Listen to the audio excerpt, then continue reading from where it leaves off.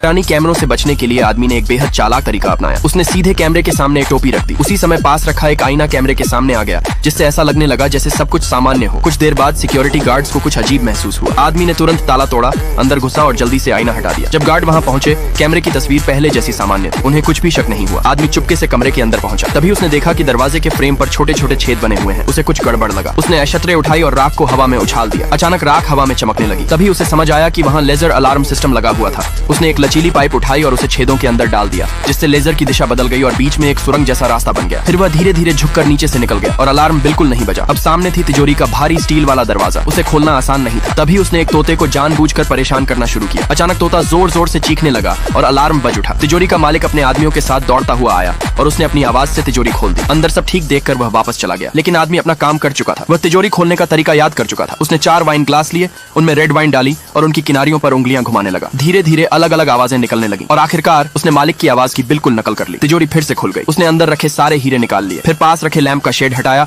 और सारे हीरे ड्रेन पाइप में डाल दिए। बाहर उसका साथी इंतजार कर रहा था। कुछ देर बाद उसने कार की डिक्की में सारे हीरे पहुंचा दिए, लेकिन इतना सब करने के बाद भी आदमी संतुष्ट नहीं हुआ। अगले दिन वह फिर कैसीनो पहुंच गया। उसने एक पेपर क्लिप को एक महिला की स्कर्ट से जोड़ दिया और धागा तोड़ दिया। जैसे ही महिला आगे बढ़ी, उसकी स्कर्ट नीचे गिर गई। पूरा कैसीनो उसी तरफ देखने लगा और इसी मौके का फायदा उठाकर आदमी ने पासे बदल दिए। उसने कपड़े धोने वाला डिटर्जेंट लगाकर उन्हें ऐसा बना दिया कि वह नतीजों को कंट्रोल कर सके। फिर उसने अपने सारे चिप्स दांव पर लगा दिए। जैसा उसने सोचा था, उसके पैसे तेजी से 10 गुना बढ़ने लगे। लेकिन कैसीनो का मालिक बेवकूफ नहीं था। उसे कुछ गड़बड़ महसूस हुई। उसने तुरंत पासों की जांच शुरू कर दी। पार्ट 2 देखने के लिए चैनल को सब्सक्राइब करें।